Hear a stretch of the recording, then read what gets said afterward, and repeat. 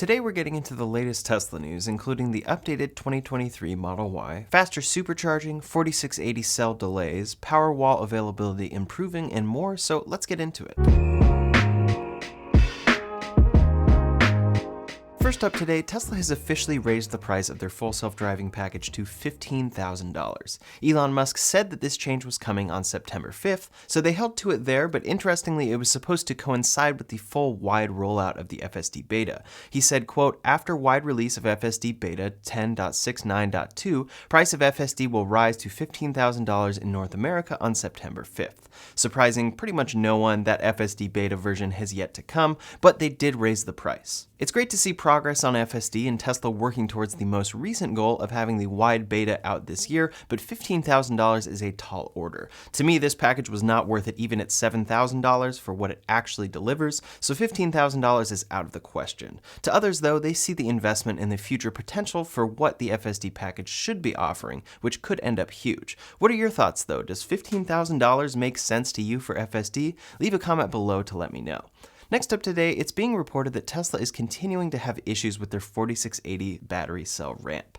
Tesla originally announced their new 4680 cells and structural pack at Battery Day 2 years ago. They plan to start production of the Model Y using these cells at Giga Texas and Berlin, and Elon Musk went as far as to call this version of the Model Y version 2, and for the battery, he said, new Model Y structural pack is next level. He did warn that with so much new technology, production timing is naturally harder to predict. This warning was for the Berlin factory introducing all of these technologies, and he said this in December of 2020. Since then, Berlin has not made any 4680 Model Ys from what we can tell. Instead, Tesla ended up making a small amount of standard range Model Ys with 4680 cells in Texas.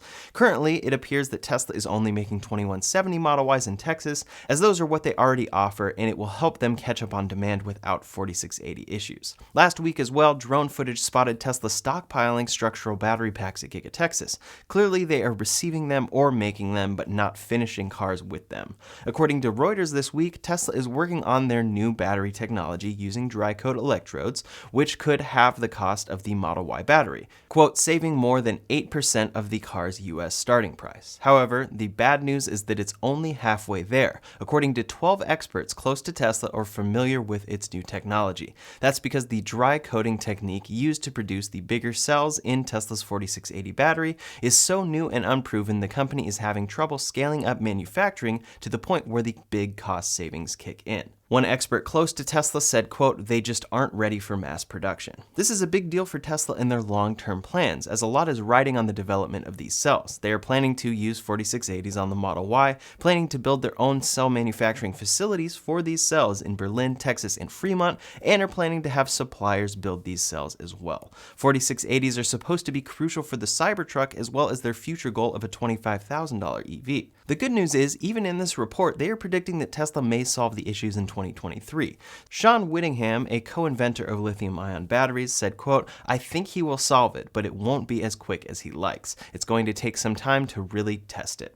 That's pretty normal for Elon. He will get the job done, but it will take longer than he wants and longer than he tells people it will take.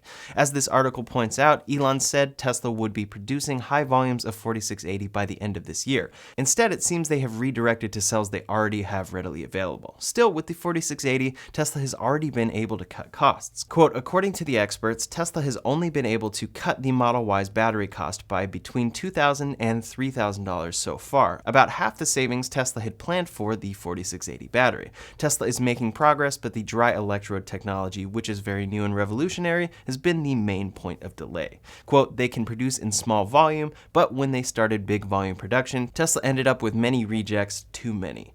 Once Tesla does achieve this, though, quote, if all the potential efficiencies from dry coating and the bigger cells are realized, the manufacturing cost for the Model Y's 4680 battery pack should fall to $5,000 to $5,500, roughly half the cost of the 2170 pack. As this article mentions, even with these delays that may seem like a big problem for Tesla, they still have their great 2170 packs to utilize, and the savings Tesla is expected to achieve will end up making the 4680 battery the industry's best in class for the foreseeable future.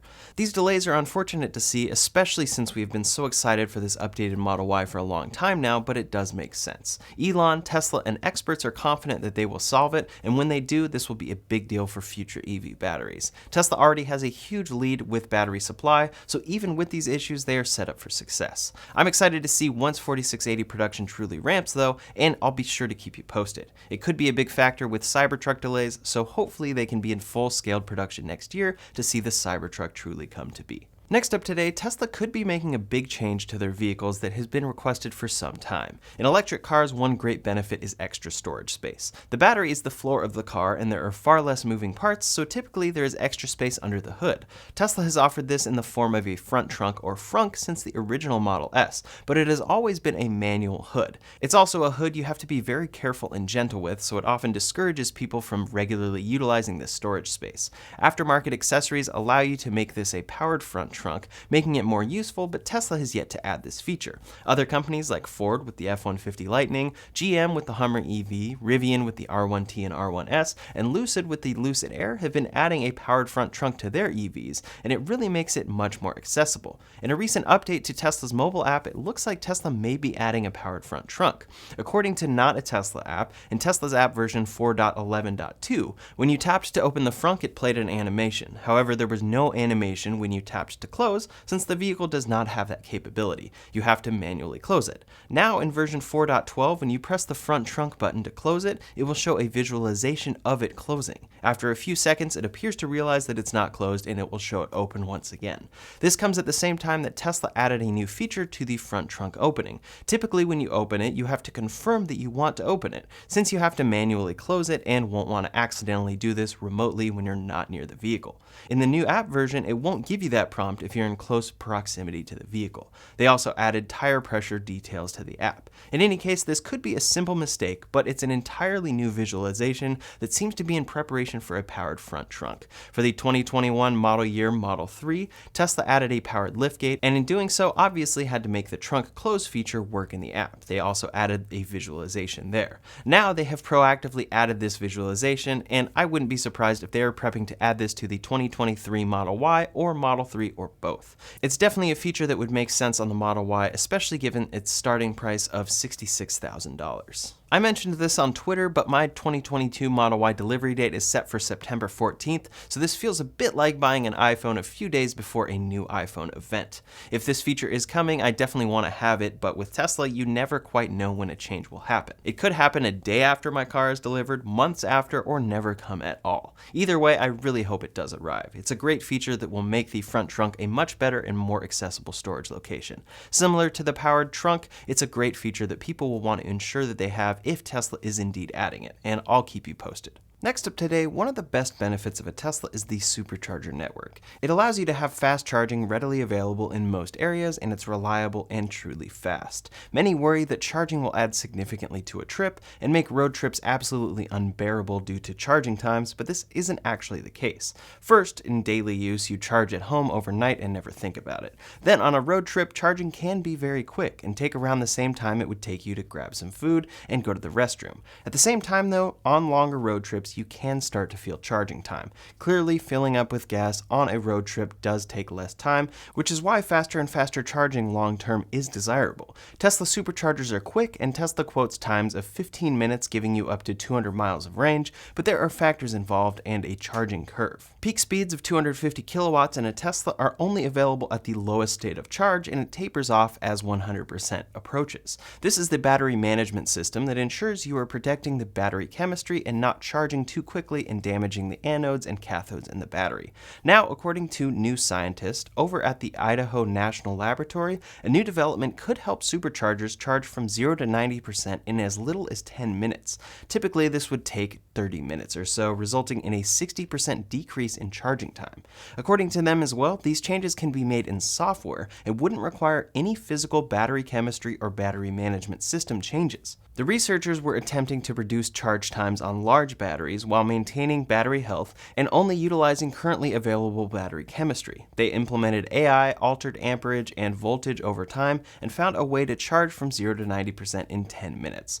These weren't explicitly superchargers or Tesla batteries being used, but they used test batteries that would typically have done 0 to 90% in around 30 minutes. That's very close to Tesla's supercharging speeds. As I mentioned, the Idaho National Laboratory said this technology could feasibly be applied via an over-the-air software update with no physical changes. This could mean that companies could utilize this, but it will likely be some time before we see something like this arrive. The thing most companies are focused on most in the future is updated chemistry that can withstand faster charging, and chemistry that can include better energy density to reduce charging times. Still though, this shows that development is happening on all fronts. From battery chemistry to density to management systems and software, innovations are happening every day. Long term, this will be great for EV batteries and for Tesla. I'd love to see this kind of thing come in an over-the-air software update because it wouldn't require a new vehicle for getting better charging speeds, but it would need significant proving before being implemented. I'm not expecting something like this anytime soon, but it's very exciting to see innovations like this.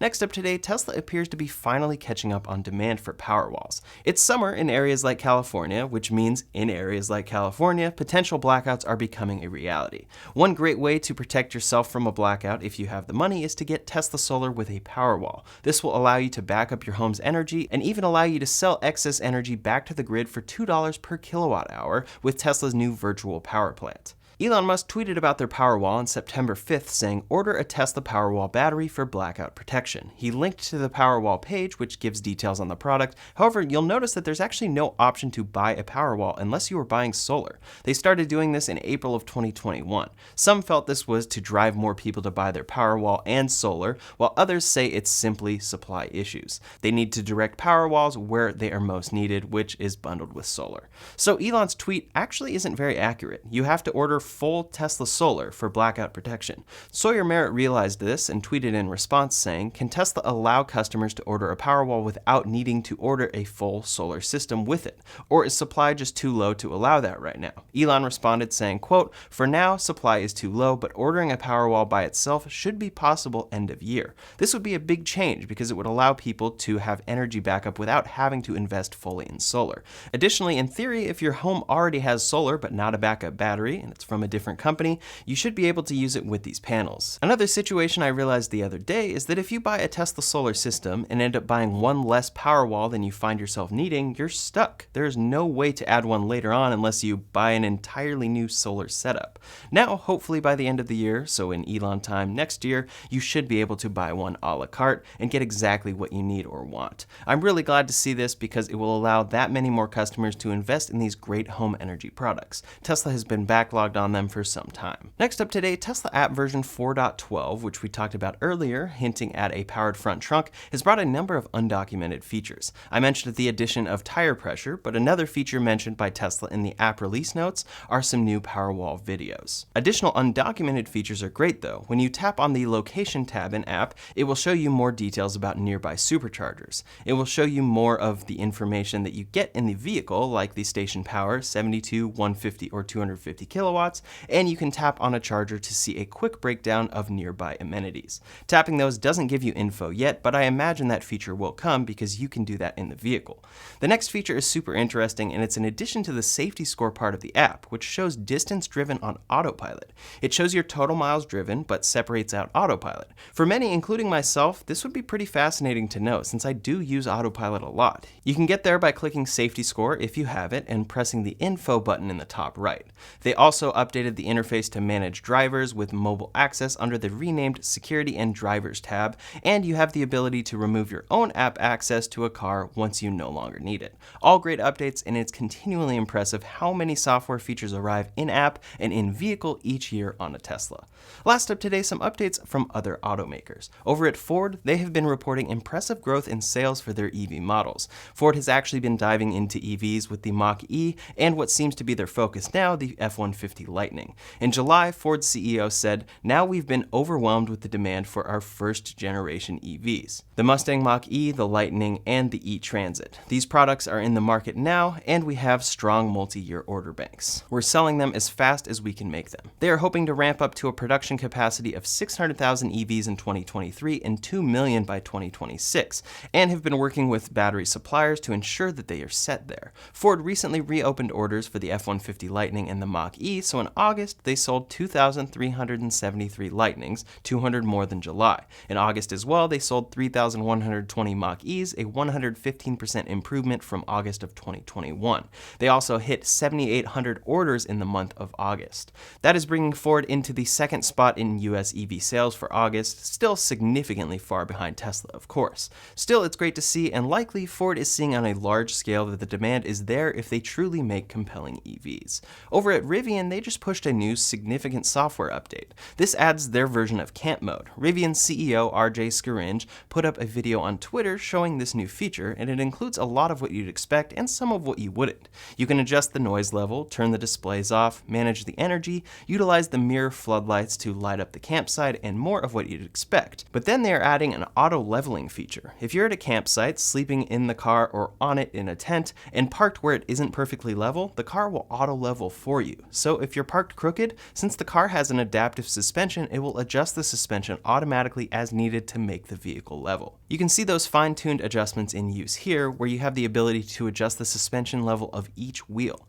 Watching this feature is pretty awesome to see, and it's a great example of software updates truly improving vehicles. It's fun to see from another company since they have built their vehicles with a slew of different hardware features from what Tesla's come with right now. This will mean a lot of features like this, finding ways to utilize every bit of the car, coming via over-the-air software updates throughout ownership. Another example of a feature here is the floodlights on the mirrors that they say work even with the mirrors folded in, so you can choose exactly where they are illuminating. Really cool to see features like this coming from another company. Usually we only see truly useful extra software features coming in software updates from Tesla. That's all the latest Tesla news for today, so in the meantime, if you want to see the feature Tesla may be removing in the Model 3 and Y for 2023, you can check out that video linked up here or in the description below. Thanks so much for watching, and I'll see you on the next one.